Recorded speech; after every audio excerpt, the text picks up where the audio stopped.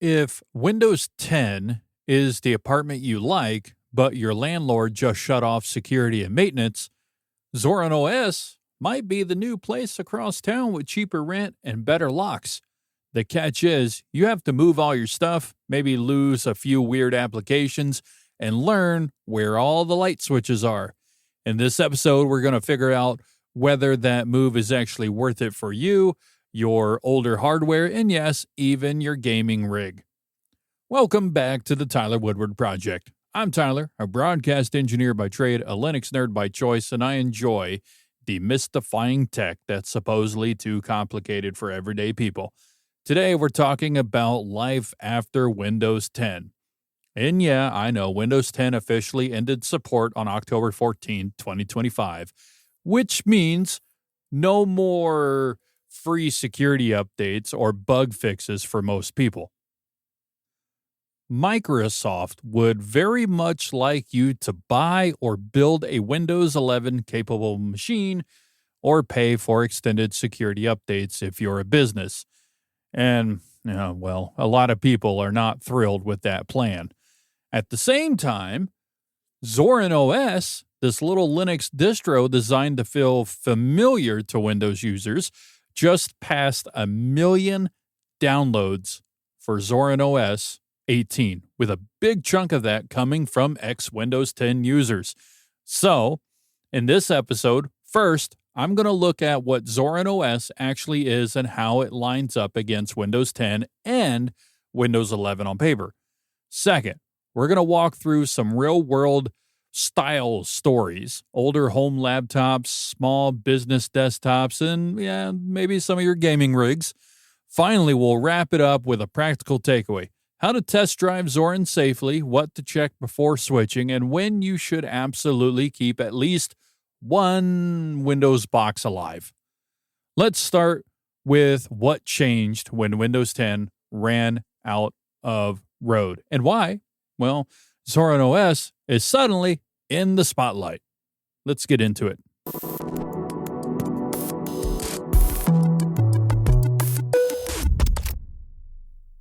Windows 10's end of support is a security and maintenance problem more than just your PC stops booting kind of problem. Security patches, feature updates, and most mainstream support ended back in October of 2025. Leaving home users exposed as new vulnerabilities show up over time. There is the extended security updates program, but it's targeted at organizations and costs money per device. Turning Windows 10 into a subscription-flavored product if you want to stay connected, that just doesn't sit well with me. Combine that with Windows 11's relatively strict CPU and TPM requirements, and a lot of perfectly usable machines suddenly look obsolete on paper. We don't need more e-waste out there.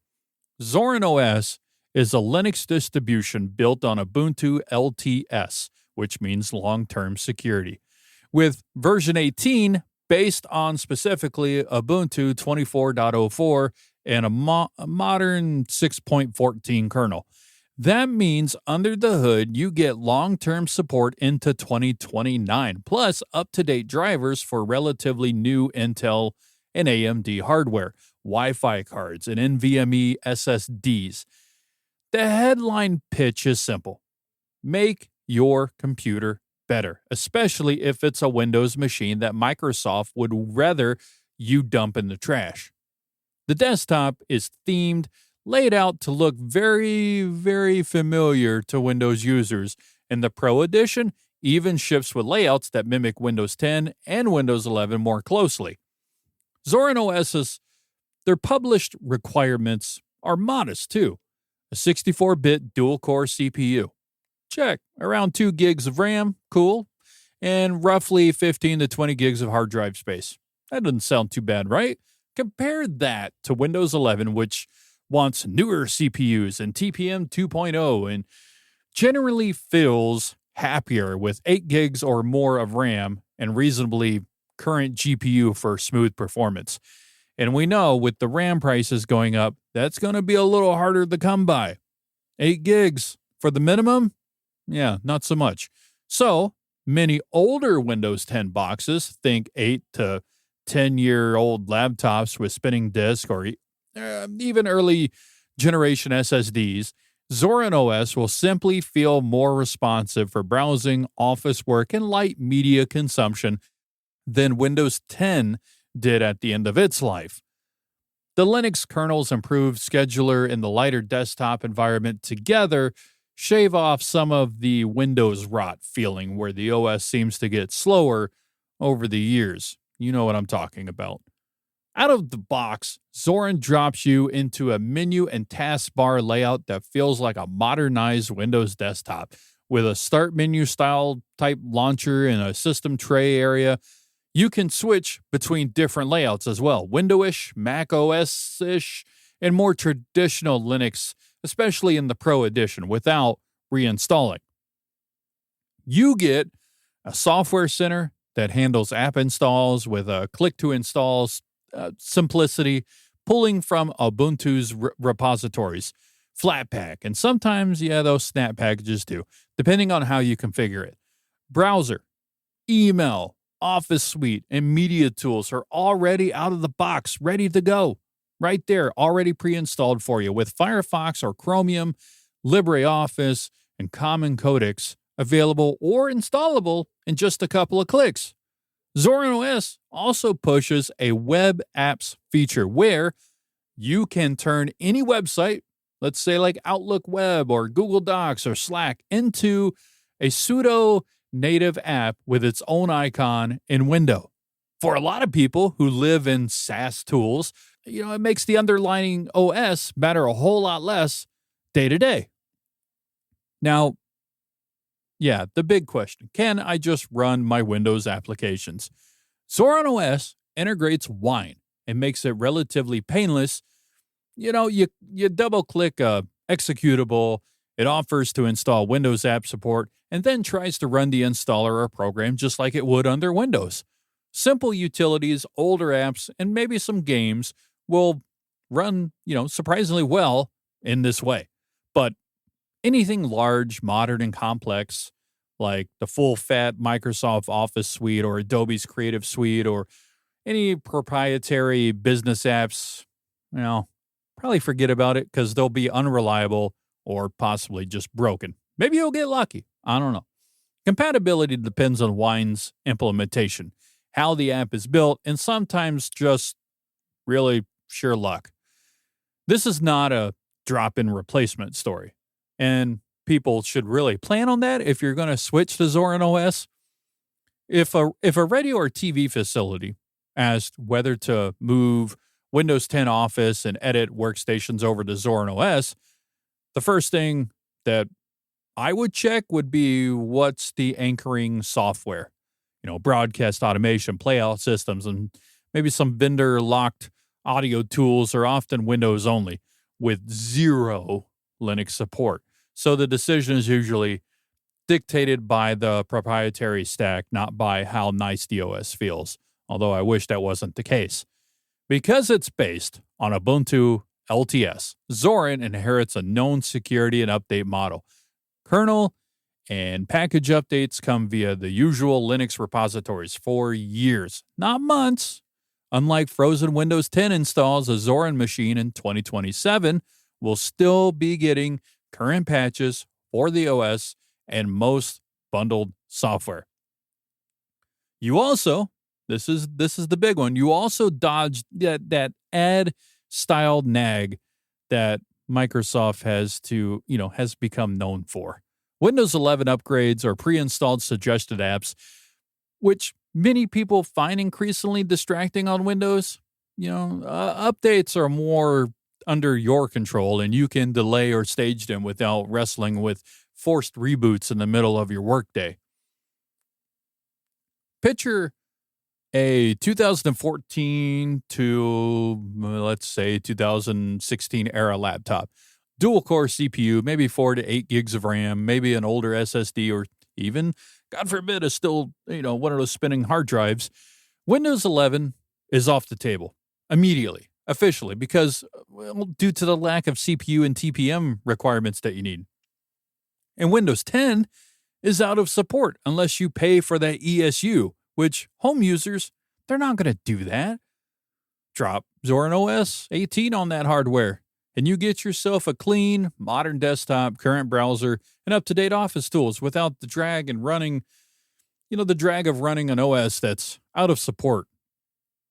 Reviews and user reports describe these machines feeling like brand new machines, especially when combined with an SSD upgrade if they're still on those older mechanical hard disk drives. For families or individuals doing web surfing, streaming, email, document work, and photo management, Zorin OS is very, very close to a set it and forget it experience once it's installed. The main caveats are older printers or scanners that only have Windows drivers or some oddball utility like manufacturer backup tools that don't have Linux versions. Small businesses face a slightly different problem, though. Compliance, data security, and, cost. Running fleets of out-of-support Windows 10 machines opens you up to all sorts of risk, and paying per device for that ESU for years, well, that's going to add up pretty quickly. Zorin OS can make sense for roles that mostly live in the browser, accounting platforms, web-based CRM systems, ticketing systems, and email. They all work just fine on a Linux desktop. The Ubuntu plus Zorin stack is stable enough that you can lock in a base image and not change much for several years, maybe, which simplifies your IT management. The hard blocker is Windows-only line of business apps that require specific versions of Office or integrate tightly with the Windows API. In those cases, you keep a few Windows 11 or ESU protected Windows 10 boxes as a, sort of app island, while moving generic roles like reception, web-only work, and basic Office tasks over the Zorin OS. From a cost perspective, not having to replace every single computer that fails Windows 11's absurd compatibility check can save a lot of hardware budget over the next 3 to 5 year cycle. It also sidesteps the waste of dumping machines that are perfectly fine for typical office workloads. Let's reduce the e-waste at the same time, Why not? Seems like a no-brainer to me. Gaming is where this whole setup's going to get a little spicier. On the plus side, modern Linux gaming via Steam's Proton compatibility layer and the general maturity of drivers is a vastly better experience than it was even just 5 years ago. Zorin OS benefits from the same underlying tech as other mainstream distros, recent kernels, up-to-date Mesa, and support for AMD and NVIDIA GPUs. With most, if not majority, of AAA titles at least functioning through Proton. For single-player games and many online titles that play nicely with Proton and anti-cheat, you can have a perfectly enjoyable experience on Zorin OS. But for cutting-edge AAA titles, competitive multiplayer with invasive anti-cheat and GPU control panels that expect native Windows, well, that one unfortunately is still going to have the edge over Zorin or any Linux distro. You'll hit the occasional launcher that refuses to run or a game that should work but breaks after an update until Proton catches up with it. For serious gamers, the most practical setup is often dual boot, Zorin OS for everyday stuff, like the browsing and maybe work, and Windows 11 on a separate partition or a drive dedicated to gaming. That way, your gaming performance and compatibility stays high, but your main OS isn't chained to Windows 11's hardware requirements or Windows 10's end-of-life support. Zorin OS 18, racking up over 1 million downloads in a short window, is not just a vanity statistic. It signals that non-trivial number of Windows 10 users are actively choosing Linux over Microsoft. Reports suggest several 100,000 of those downloads were specifically from Windows 10 users looking for an alternative around the end of support dates. That doesn't prove Zorin is perfect, but it does tell you that you're not alone if you're thinking, well, maybe I don't want to follow Microsoft to Windows 11 on these terms. It also means that Zorin's their community and the ecosystem are likely to keep growing, which helps with documentation, troubleshooting, and third-party attention. Here's the low-risk way to kick the tires, if you will, of Zorin OS without nuking your Windows install. First, download the Zorin OS ISO from the official website and create a bootable USB using a tool like Rufus on Windows. Then boot your machine from that USB and choose Try Zorin OS option. It'll run live. It'll run in a live session from the USB stick without touching your disk. And in that live environment, you can check, is your Wi-Fi and Ethernet compatible? Do they work? Do they connect reliably? Your display. Are the native resolutions and multiple monitors detected? Can you adjust things? Can you move it? Can you get the refresh rates that you want? And, another one is audio. Do your speakers, your headphones and microphones, do they all show up and work? Peripherals like your printers, your scanners, your webcams, and any odd controllers. Test them all. Make sure they work. If everything looks good and you want to proceed to install Zorin either as the only OS or alongside Windows in a dual boot configuration, you can do it as long as you've backed up your data first. We'll talk about that in a different episode. The installer will generally detect Windows and offer the option to install alongside your Windows partition. But it's still worth double checking the partition layout before you click OK. Because if you do anything wrong, it'll nuke it. It'll happily overwrite it. But a lot of these newer installers on Linux will warn you at least once or twice before it'll proceed writing over any important data. So make sure you read the prompts clearly and understand what you're doing before you hit apply, go, okay, whatever option comes up, Zorin OS, it's a strong candidate. If your main workloads are more web-based, email, Office docs, and media, your hardware is blocked from Windows 11, but still fast enough, especially with an SSD, and you're willing to learn a slightly different way to install apps and manage updates. I mean, if you've ever transferred from Mac to Windows or Windows to Mac, you had to learn new things anyways. This is no different.